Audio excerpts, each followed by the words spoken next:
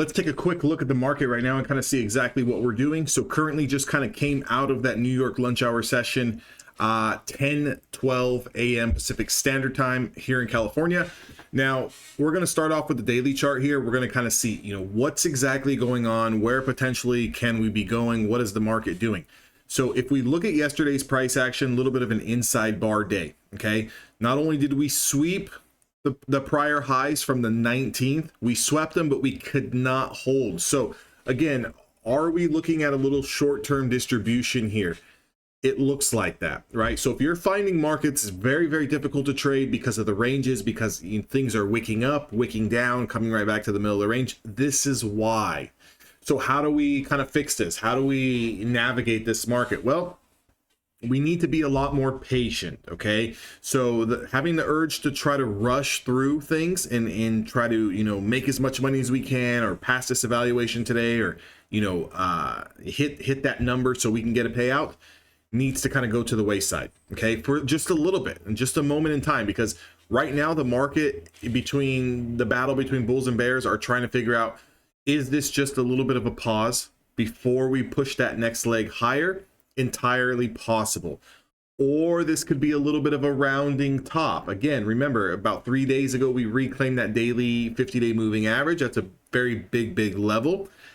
And we're looking at a little bit of a rest. We're looking at a little bit of a pullback. So what we're seeing here today, the same kind of story. We swept yesterday's highs. Yesterday's highs, we're looking at 19,931.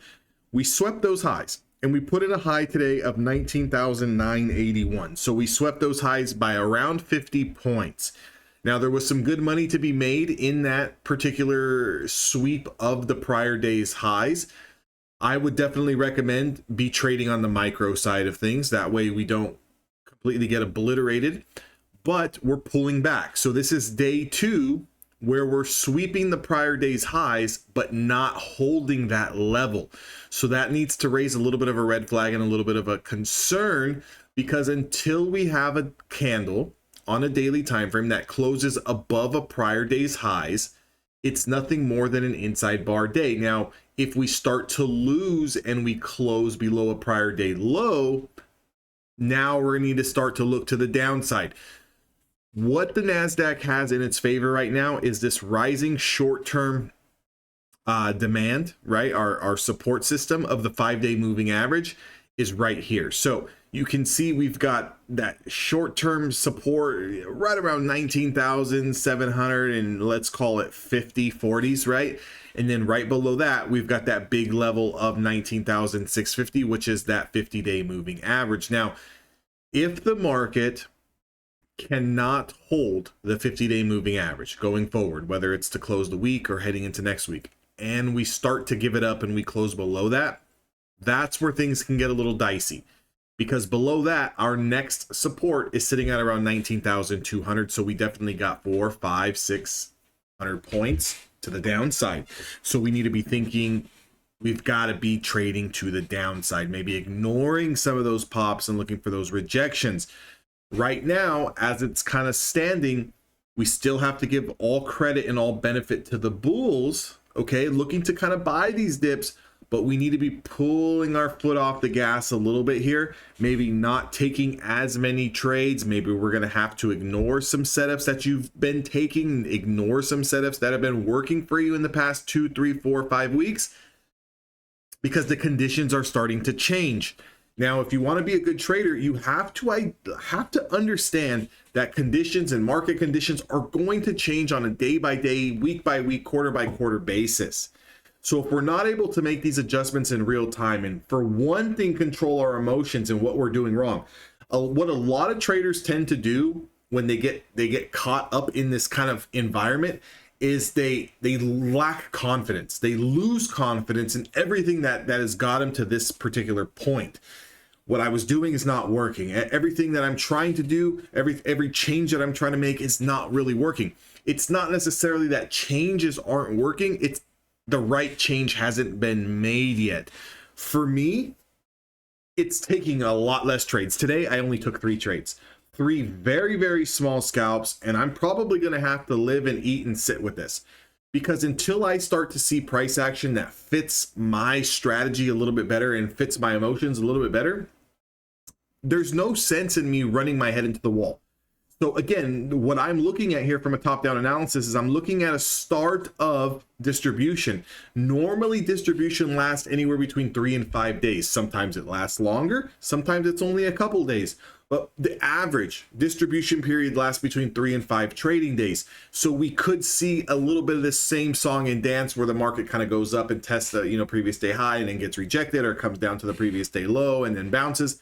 We could see this for another day or two before the market either just completely gives way, okay, and starts to fall below this 50-day moving average, which all of my bias would go back to the short side, or until we start to make up that run towards that 20,000 and even 20,100, 20,200, which is our next major macro area of supply on the Nasdaq.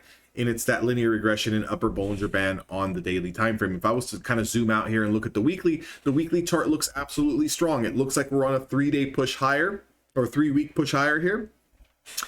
Absolute fantastic bounce off that 50-day moving average, and we've had 2 weeks of continuation. So from someone who maybe is trading stocks and options, and maybe you've been swing trading something for 2 or 3 weeks, this is a good area to kind of take some profits off the table and hold some runners, right? It's not really an area where you want to start your long position swing. That long position swing needed to come off that support here down of this 50-day moving average on the weekly time frame.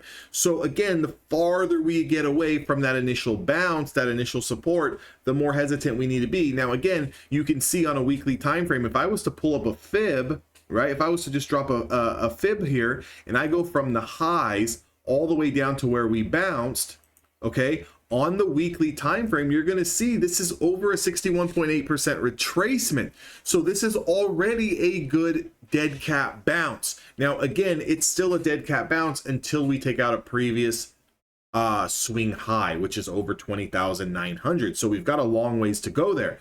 So if the market does pull back, I'm looking for something in the 19,600 to see if it holds. And then I'm looking for something right around that 19,200 to see if that holds. Ultimately, that 19,200 would be a much more stronger area and a much more healthy pullback for the market to continue this up move. Again, remember, the faster and harder we push to the straight upside, the bigger the fall is going to be once it does decide to do that back test, which again, no market ever goes in a straight line to the upside or a straight line to the downside. There's always those pullbacks. There's always those red days in a green market. There's always those green days in a red market. So again, just kind of be cautious here and take things slow right now. The slower you take things right now, the more opportunities you're going to have later once the market does start to move and trend again and your strategies start to work in your favor. Again, be patient, guys. If you guys need more valuation accounts because you've ran into a little bit of trouble, that link with Apex is down in the description box below. They allow you to have up to 20 funded accounts. I always believe into reinvesting back in your business and have those accounts going at all times. Because again, at any point in time, something can happen and we can lose these accounts. And the main thing that we need to make money is having money to trade. So with that being said, you need to have multiple accounts.